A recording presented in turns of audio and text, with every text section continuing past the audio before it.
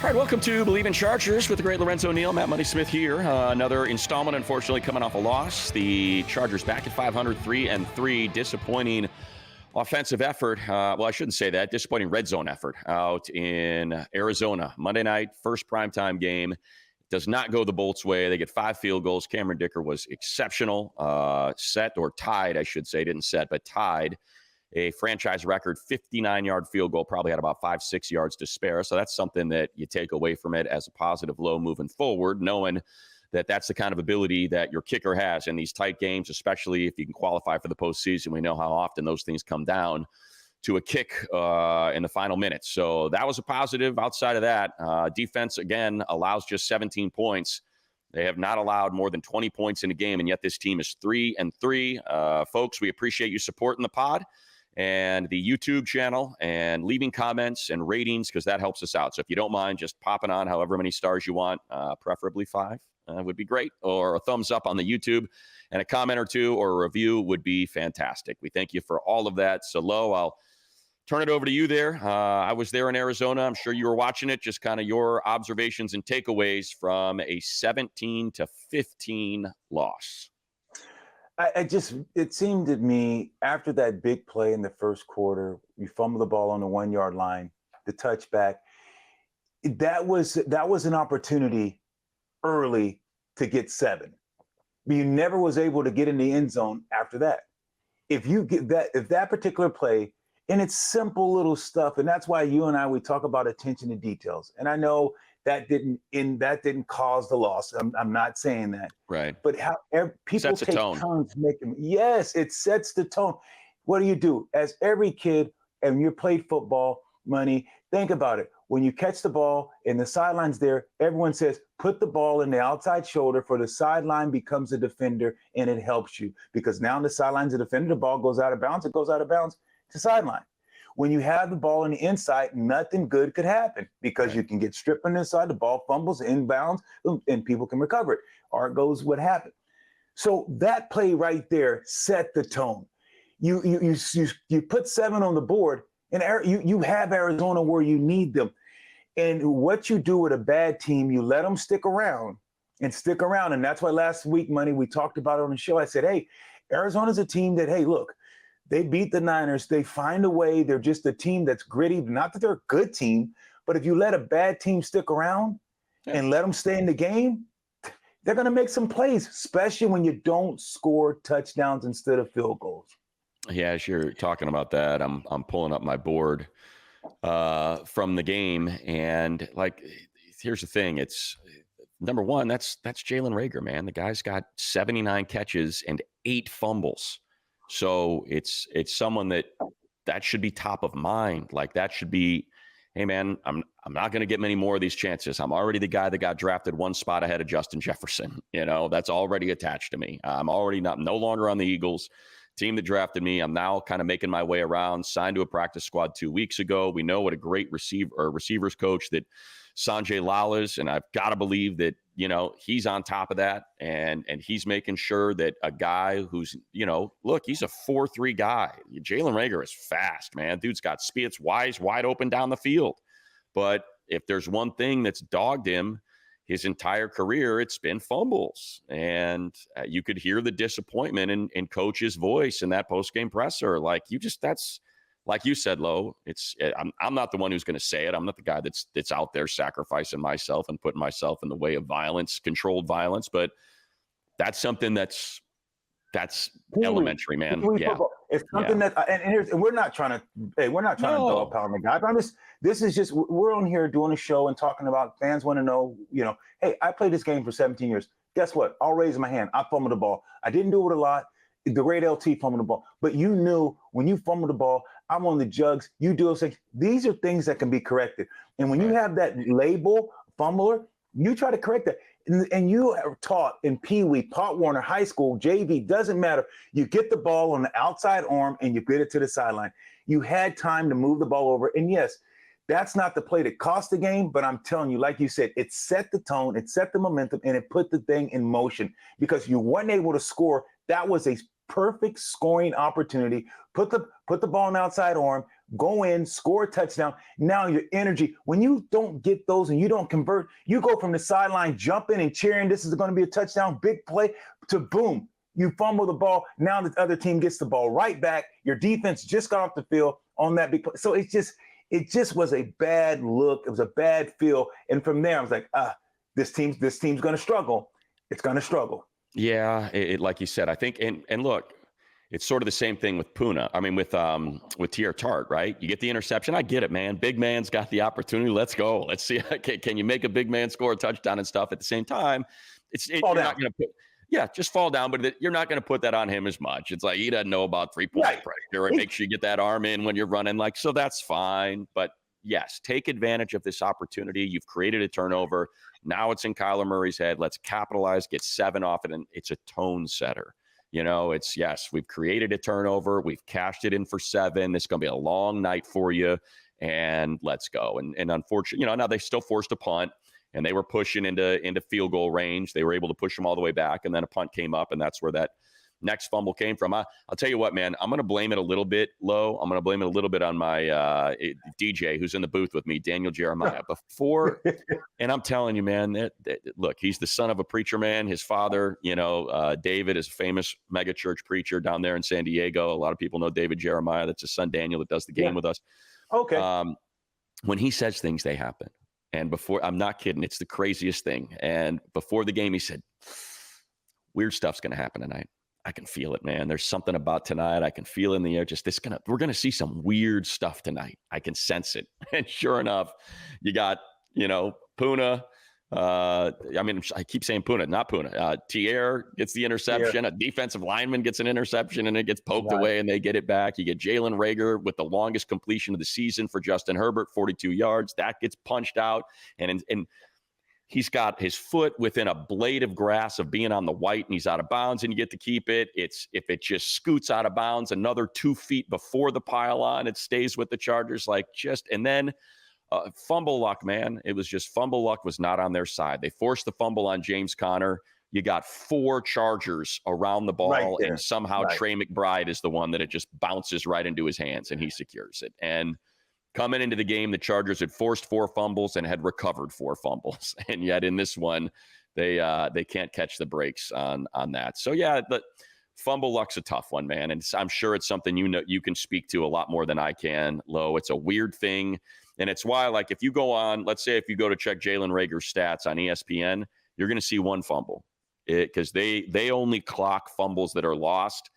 That's why I always go to Football Reference. I don't care about the ones that are lost. I want to know how many times you put it on the ground, because fumble luck is weird, and sometimes it'll go your way, and sometimes the ball is not a circle. You don't know where it's going. It's going to take weird bounces, and that's why when you go and you see fumbles for Jaylen Reager, there's 9, not 1, because only one of them was recovered by the other team.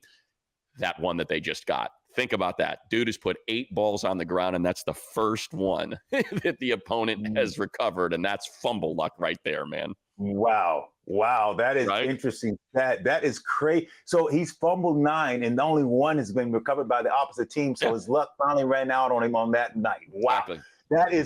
That's strange. Like you said, when Jeremiah said something strange, that's friggin' strange. You're batting 100 on getting your fumble recovered by your team. And the other night that happens. And those were just little things. And you just saw, like you said, Connor fumbles the ball, great strip. He's breaking in the open field. Looks like he's got a big play going. Chargers strip the ball. You see the ball, you're like, yes, getting the turnover, and it doesn't happen. Bounces into the opposite team's arms, and you're like, dog, there's an opportunity. Yeah. It was just those opportunities, money, that just got squandered. And not just that. You got to call it what it is. If this team's going to get to the playoffs, which we believe this defense is championship defense. Come on. You look at this defense, they're playing lights out.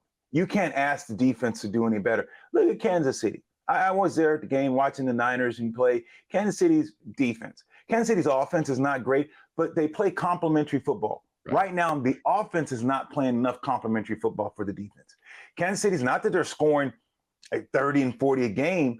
It's they're taking advantage of the opportunity when it presents itself. That's what the Chargers are not doing offensively. You've got to find a way.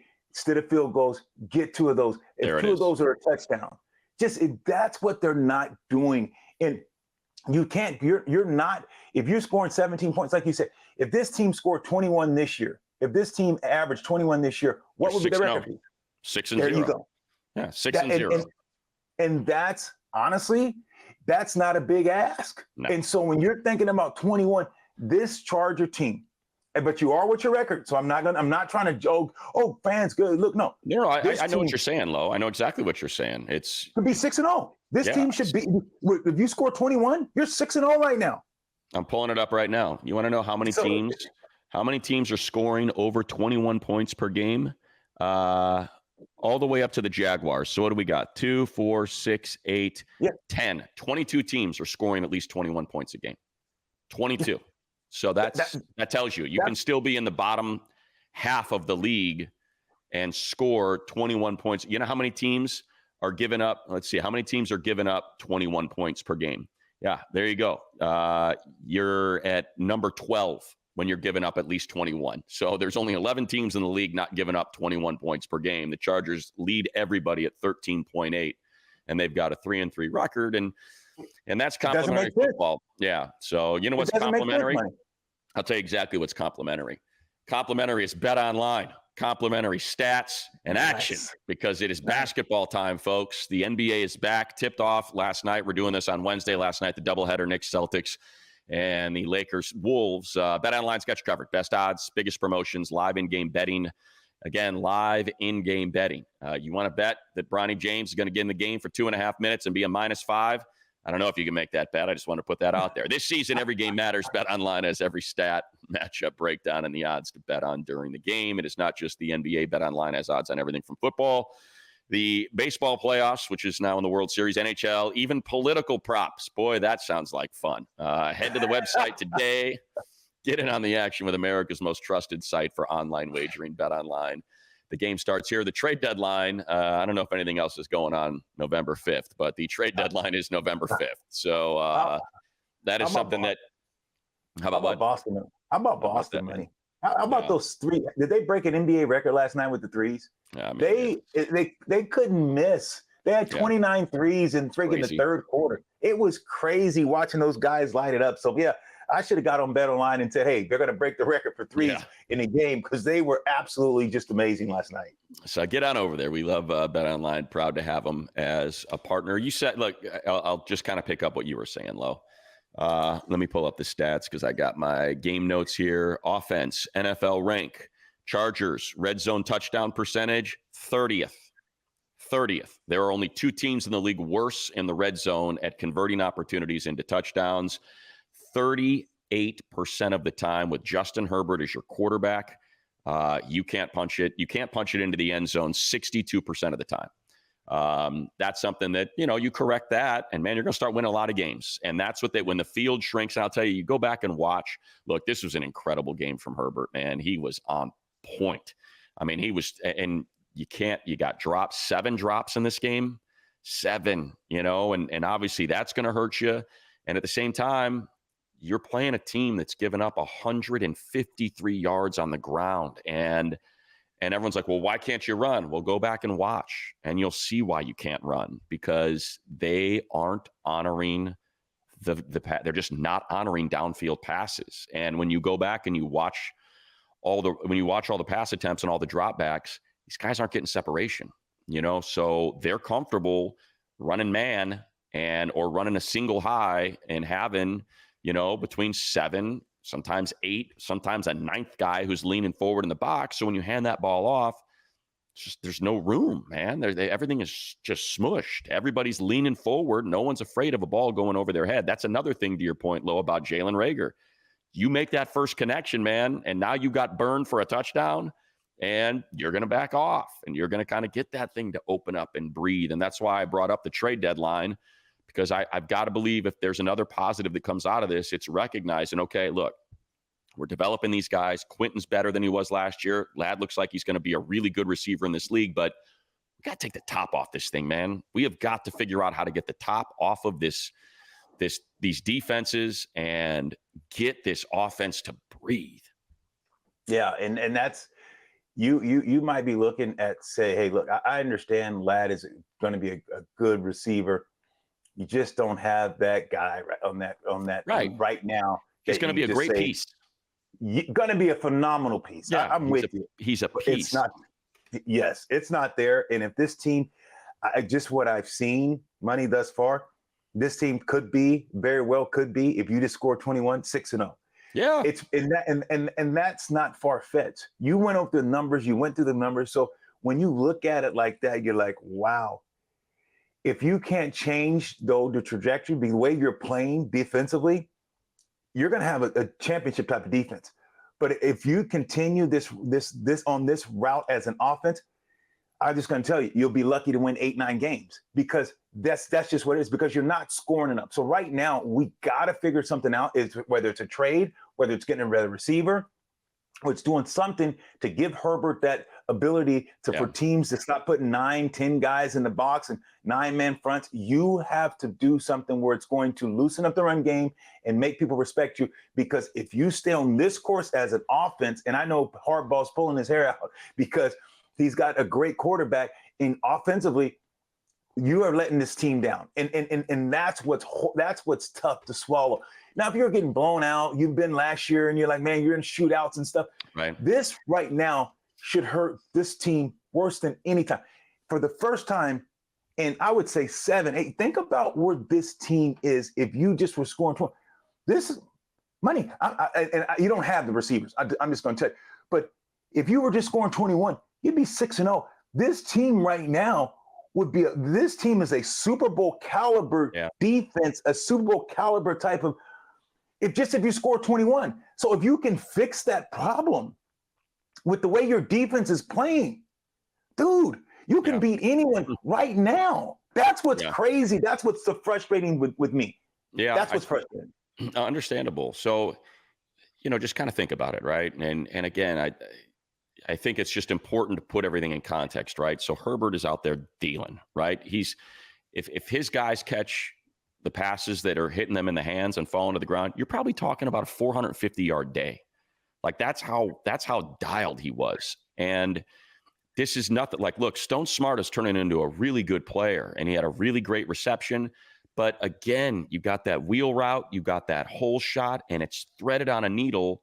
And that's a 25-yard gain and a 1st and 10 from the 15. And now you're cooking, and you've driven all the way down the field.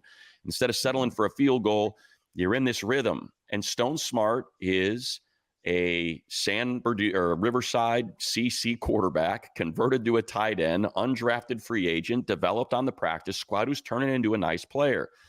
Jaylen Reager is a Philadelphia Eagles first-round pick ahead of Justin Jefferson by 1 slot. Cut. Minnesota, 1 year cut.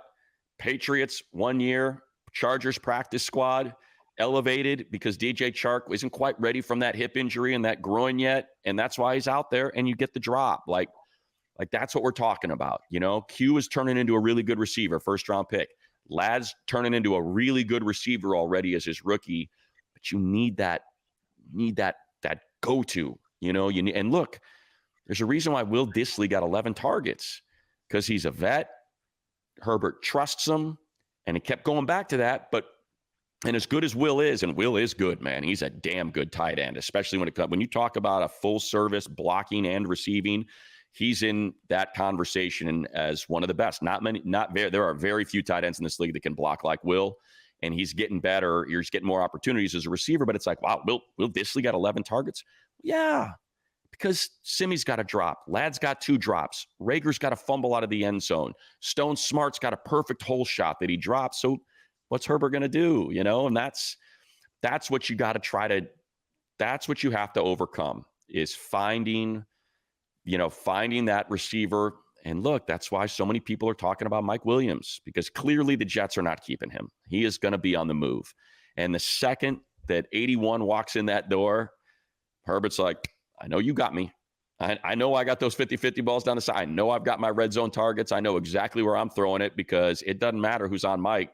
50-50 balls are 90-10 balls when Herbert throws the ball with the precision he has. And I think that's kind of one of the things that Joe Ortiz and this front office is going to have to start kicking around. We got, and just real quick, I'll just say this, Lo, I'm sorry, but Like, that's why I'm hoping that DJ Chark is back for Sunday against the Saints. So you can figure that out immediately. Is DJ that guy? Because he is your 4'3", 6'2", 200-pound, downfield, 9-route receiver.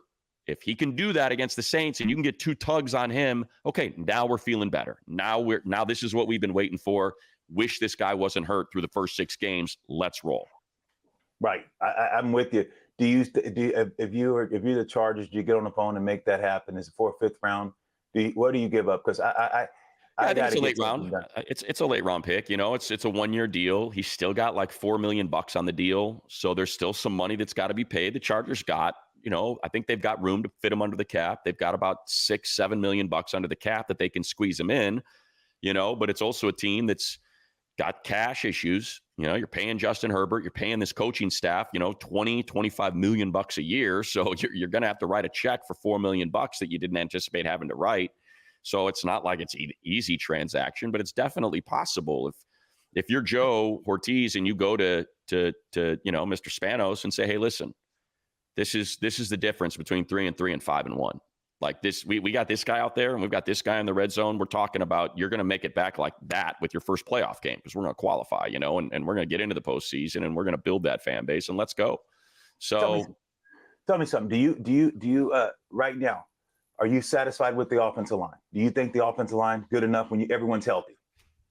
I think look, it's funny, it's probably the best tackle tandem in the league. Let's just get that out of the way. Joe and Rashawn are incredible. And by the way, the holding penalty, and that's another one.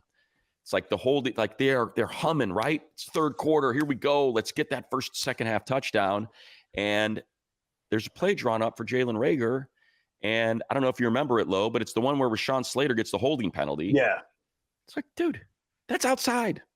Like, do you see how Rashawn is blocking? The way he's blocking that thing. The only reason that's a holding penalty is because Reager is trying to break that thing back inside, and Slater's engaged on his block, and the guy sees it, and he goes to run inside to grab him, and Slater's like, what the hell?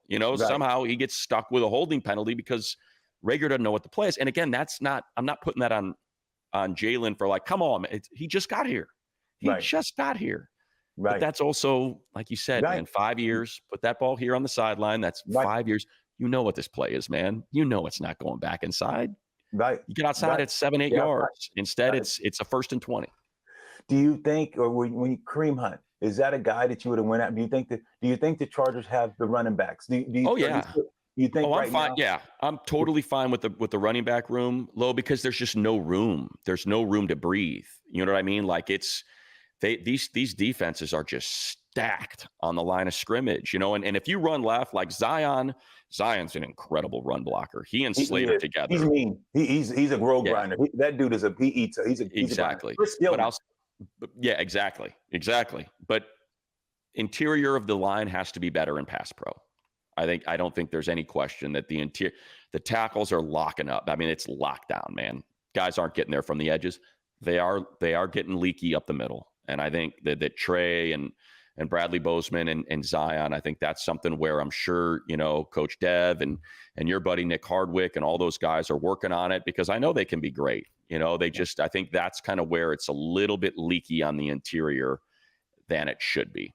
And the reason why I was going there, going through that process with you, asking, are you happy with the offensive line, happy with the running backs, happy with the quarterback, of course, tight ends. I'm going to go out on a limb. And this is how critical, and this is how we know it's a game of inches. And this is what I believe. And I'm not, me, I just call for what I see. I'm not trying to be a homer. I'm just trying to, with the way this defense is playing, your tackles and what you have, I'm doing everything in my power. I don't care if I have to pay a penalty. I don't care if I hit the cap and max out the cap. I don't care what I do. I get this fixed I get Herbert, the receivers he needs. I don't care if I have to make a trade. I don't care, because let me tell you, opportunity is never lost, is given to someone else. I'm telling you right now, Money, sure as Monday come after Sunday, this is a Super Bowl deep playoff team right now if you fix this offense. Yeah. If you fix this offense right now and you have the right receiver, I'm telling you right now, with the way this defense is playing, you're playing in January, you're playing in December, you're playing in playoffs. There's nobody in the AFC that scares me when it comes to this defense, what they can do if this offense can just score 21. You have a quarterback, you have the type of running backs. If you can fix the receiver position and get this offense humming in that way, you get to 21. Who scares you? Who's scared? I'm asking, man, who scares you? No, I'm with you. I think you're right. Look, the Chiefs already made a deal today, right? They're not messing around. They just got DeAndre Hopkins, so you see it. The Jets are 2-5, and they traded for Devontae Adams. You've got Amari Cooper is in Buffalo now. So the options are, and look, DeAndre Hopkins wasn't going to be the guy anyway. That's not what they need. They need the speed of Deontay Johnson out of Carolina. They need the 50-50 downfield, giant red zone target, sure hands of Mike Williams. Like there's different receivers. Like Amari Cooper would have been great. Obviously, Devontae Adams would have been great, but he's a Raider, and that's not happening in the division. There's no chance. So to me, those are the two names. I think there's at the wide receiver position. Now, I do think, and look, it's unfortunate. Cam Hart's busting his tail. He's a 5th-round rookie, but you have a veteran out there, and it's 1st and 10, and you got an incompletion, and then it's 2nd and 10, and you got and instead of it being 3rd and 10, you got a 1st and 10 at the 45 because of an error in judgment and a helmet-to-helmet contact after the play is well over. You force the incompletion on that final game-winning drive for Arizona. And Cam Hart's someone that they're developing. He's got the measurables. But he's been pressed because you've got the injury to Asante Samuel, and you're trying to move pieces around. And I think that's the other position that they can attack, with Deshaun Watson down, with the season gone seemingly for the Browns, or at least slipping away. It certainly feels like it's slipped away from them. Like, go get Greg Newsome, go get that extra corner and just protect yourself, because like you said, of how good this defense is and how good it can be.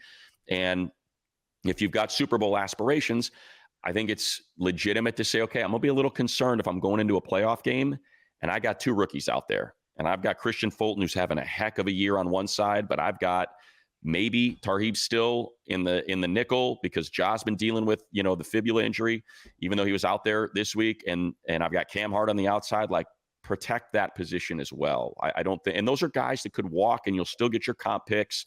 And maybe you're giving up a 2, but you're getting a 3 back, and you're giving up a 4, but you're getting a 5 back. And, nobody's better at playing that game than Joe's going to be, because he came from the Ravens, and no one's better than the Ravens at playing the comp pick. So you can get these guys in the last year of their deal and still get some comp picks back, even though you're giving up picks to help build out the back end of your roster because you're drafting well. So I think all those things are coming up. And I'll tell you, I'm talking about it, Lo, and I'm sweating. Look, you can't see the sweat ring. Because Melon hats, you don't see the sweat ring. They're so good. Built to last 5 times longer than any other hat. No sweat stains, as you can see. No sweat stains whatsoever. And this is an old one, by the way. It's got this is one I've had for a while. I wear this in the water. It's got the clasp. Which one is this called? This is the Legend. And so we love these hats. We're stoked that Melon is back with us. Comfort, fit. It's going to be the last hat you buy. It's going to be a hat that lasts longer than anything. The bills are great. They float, and when you throw them in the dishwasher, because that's how you're supposed to wash your hats to try to keep the integrity of the hat, they come out and they're still as stiff and great. So if you're looking for the world's most durable hat, you see the one Lowe's got on, looks much better on him than this one looks on me.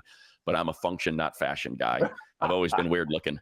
Visit melin.com, melin.com, melin.com. Put it to test yourself. You can see this kind of stretchy fabric. I love it. Absolutely love this hat. So thanks to Melon. And we certainly appreciate them being part of the podcast and helping us put this thing on. So we're talking trades, Lo. I will say this, the defense, I give Khalil Mack and I give Junior Colson and a lot of those guys credit. They come out, they give up 17 again. But they point out, listen, this is the first game we've really kind of missed some tackles. And it's James. We talked about James Conner, man. He's tough. He runs hard, and he was breaking tackles all over the place, and it made a big difference. He was the offense. They said they had to shut down Kyler Murray, and they let him escape for that 40-yard touchdown run. And so they held themselves accountable as well. Even though they gave up 17 points, they're like, look, we knew what the objective was. Do not let Kyler Murray get loose, and you got to play physical at the point at the meeting point with James Conner, or he's gonna rip off some big runs, and he did. And I credit them for, even though they could have puffed their chest out and say, hey man, we still haven't given up 20 points. They're like, nah, they got us, and we got to clean that stuff up. So I do credit them for not resting on their laurels and sitting back and pretending like everything was great, because they only gave up 17 points. Yeah, and they know they can do better. Yeah, big runs, they get a couple big runs get away, and it's football. I get that, but it's a situation where the defense, they're holding themselves accountable, and that's why I'm optimist. I think you have to look at this team and look at where they're at and say, yeah, this is a bad loss. This is a team you should have beat. Let's be real. We talked about it last week, because now you're at 3-3, you're still looking up, and it's just like, why? You had it. Now your schedule, you had a pretty look at your schedule. You could have went on a run and really made some separation as a Charger organization. So this one hurts. But you got to bounce back. There's the positives you take is like, guys, dude, we are a good football team. Yeah. We have not given up 20 points. If once we get this thing fixed and we come together as a unit, offensive and defensive, watch out. The league is going to have to watch out. This team, this team is going to be a force to reckon with. And it's just cleaning up some little things, because I'm telling you, Money, you don't get these opportunities. These type of opportunities where your defense is playing this well, and you have this kind of talent, and you have a transitional, you have a quarterback that's going to be here, that is a mainstay, that type of talent, you capitalize. And like you alluded to earlier, it's a reason why Kansas City went out and said, let's go try to get Hopkins. Let's try to, even though we're 6-0, why are they still trying to improve? Because they know when your defense is playing that well, if you can go out and score 21 or 24, the Kansas City Chiefs is a hard team to beat, because their defense is playing well and their offense is just playing a little bit more complementary football than the Chargers. Yeah, and I think when you talk about this one getting away, look, it's not hard to see. I mean, they outgain them by 75 yards. They time of possession 10 minutes more for the Chargers than they allow only 17. They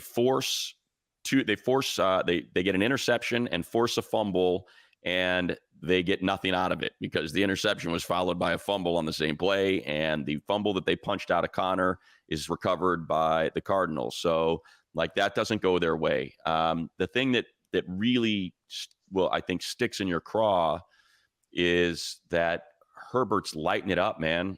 Like, he is lighting it up for nearly 400 yards passing, and you got no touchdowns out of that. Like, That's just, so I think that's kind of what we're talking about. 349 yards on 27 of 39 passing. Like, he's having a day, and you want to capitalize on those, especially when your defense is allowing just 17. So look, it's, again, flush it.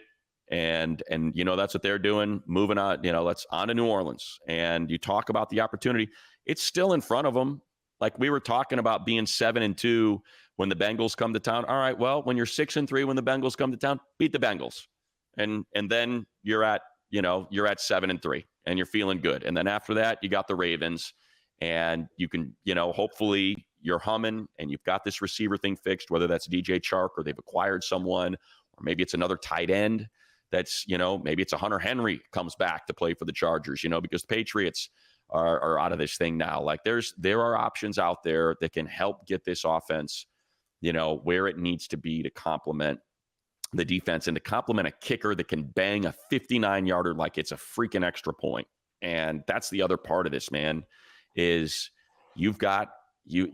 kickers are weird, man. You know how it is. Look at Justin Tucker. He's been struggling, right. and he was the best kicker in the league for a while. And when you have a weapon like that, and you have a defense that's playing this good, and you're going to be in these games, and it's going to be tight, and Dicker's asked to go out there 5 times, and you need those points desperately because it's such a low-scoring game, and he bangs 5 of 5 through, get that thing fixed and get it right, because here's an opportunity with New Orleans where you got a rookie 4th-round pick playing in Spencer Rattler.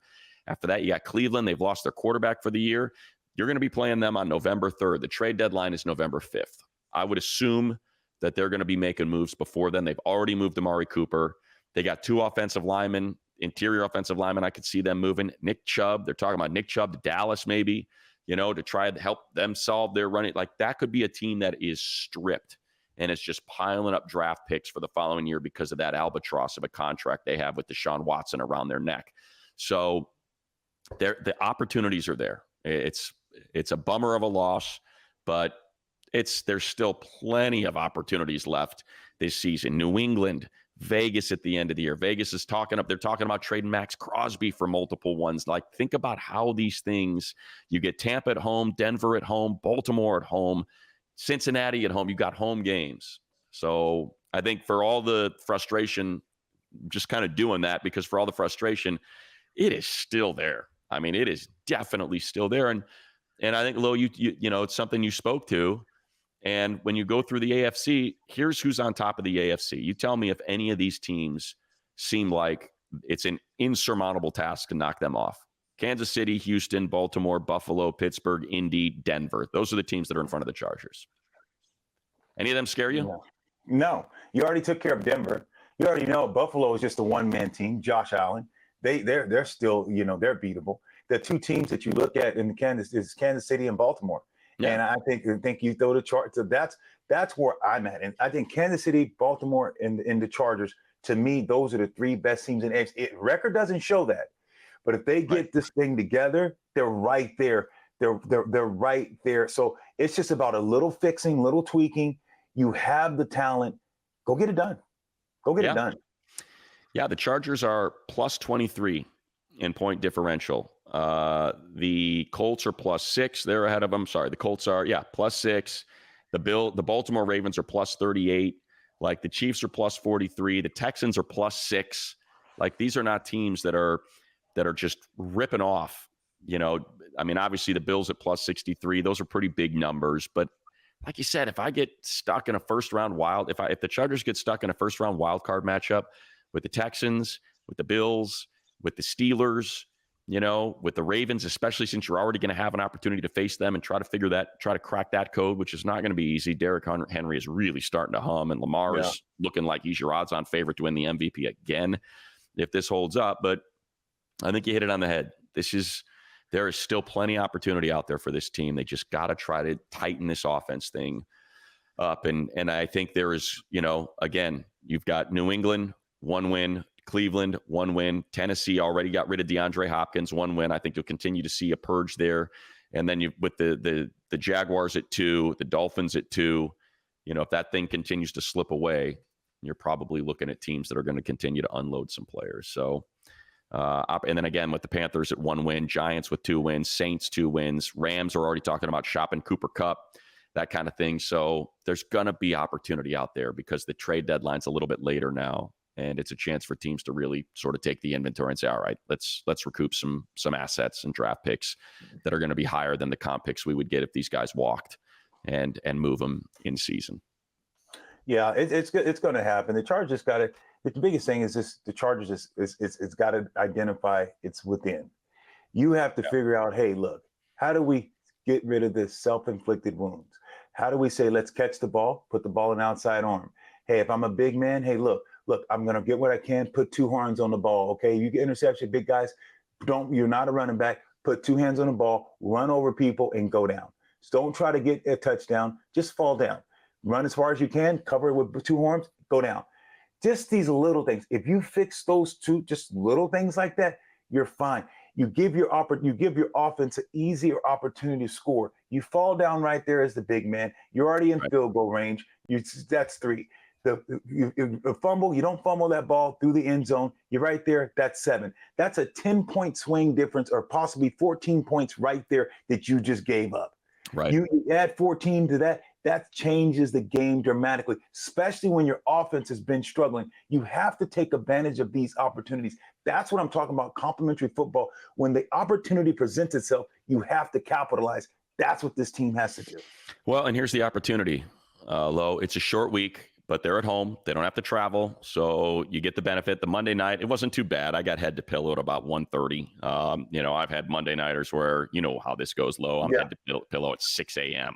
So it was not that bad. It's not that bad of a Monday nighter. Not ideal, but also totally fine. Saints come to town, and yes, I say this knowing that, we talked about a team that was 31st against the run last week, and the Chargers could barely get anything going on the ground. But the Saints come in with 25th ranked scoring defense, dead last overall defense, 29th against the run, 28th against the pass, dead last in scrimmage yards per play. So this is, but what's the issue with the Chargers? Guess what the Saints are really good at? Red zone defense. Third best in the league. They only allow 41% of opportunities to be converted for touchdowns, and they can take the ball away. 13 of those. Thankfully, the Chargers offense does not give the ball away, just 4. And one of it just super, like you said, we've already talked about it, the Reager fumble, man. That's one that's got to be cleaned up. So it lines up again for the offense to get it right. Excited about the opportunity. Derek Carr not healthy. Doesn't look like it's going to be him. It's going to be Spencer Rattler, but you got weapons, man. You got Olave, you got Alvin Kamara out there. Like, it's a good that there are weapons that can do it to you, that can take advantage of you. And it's something the defense is going to have to square up and figure out kind of how to, okay, we know what sort of got away from us with Connor. Kamara's a big dude. He can break tackles, and when he gets away, he can really get after it. So not going to be easy, but it's definitely lined up for them to try to get this thing right. And Herbert looks like he's getting more and more healthy every week, the way he's running around. Yeah, he is getting healthier. He's running. You can see it, he's moving in the pocket a lot better. This is just a game you got to go out and win. You got to put this game behind us. Like you said, it's a short week, but you got to put it behind you, and you got to find a way to win. You got to stop making excuses. You got to look everything in the heart. And Harbaugh's not letting guys get off, and he's not making excuses. He understands what they have to do. This team understands where they're at. If they want to be playing in, November, December, and hopefully into January, you got to get it fixed, and you got to get it fixed now. Even though, yes, if the season's not over, it's a lot of football left. You got to start winning the games you're supposed to win. That last week was a game. You look at Kansas City, yes, you could have beat them. You look at the Steelers, yes, you could have beat them. But those are big-time teams. Those are still good teams that you lost to. The team you lost to Monday night, that's one that you say, you know what? That's the one you say, look, let's win the games we're supposed to win. And that was one that you were. You can't do that against New Orleans. New Orleans is another game, let's be real, that you need to win. You're supposed to win this game. So start taking care of the things that you know you should take care of. And then, hey, the tough games, find a way. But right now, you got to take care of the games you're supposed to win. And just to finish it off, I pointed out I only had because the dog woke me up at like 5 and I ended up going out surfing after we got home on Tuesday morning. So I only had like 3 hours of sleep. But good news was I slept so well in Arizona because of that Cheribundi, man, with my melatonin. Yes. Drop that thing down and bang, out like a light, sleep well. It's a Monday nighter, got to sleep in, did play a little bit of golf. Gonna come clean on that front. My friend John Middlecoff out there. And DJ and I ended up playing a little, got up early about 7:30, 8 o'clock, played a little executive par 3 course to, just absorb the desert, just kind of feel the desert sun on your skin and get out of the hotel while those guys get out and do a little walkthrough and move their legs a little bit. You don't want to be sitting around the hotel all day waiting for the bus to leave at 2:30. So I was able to do that, but a lot of it's because of Cheribundi. Absolutely love it. I know you love it, Lo. 10 out of the last 11 Super Bowl champs use it. 500 collegiate professional sports teams use it. Every single NFL team. Thankfully, that includes the Chargers. And listen, you may think I'm embellishing. I am not. The first thing that goes, and I should be more respectful of the players. I really should.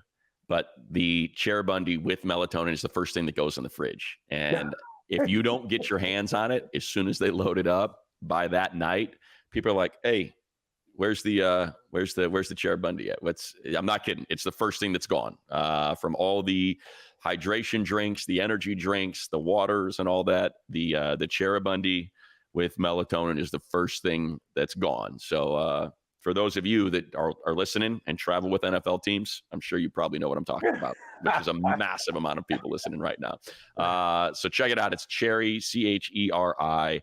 Bundy, Bundi, 100% tart cherry juice. It's delicious. So we highly recommend that. Any last thoughts here, Lo? Just get it right. Bolt up. Get this thing. Turn this ship around. Right. You are still in the thick of things.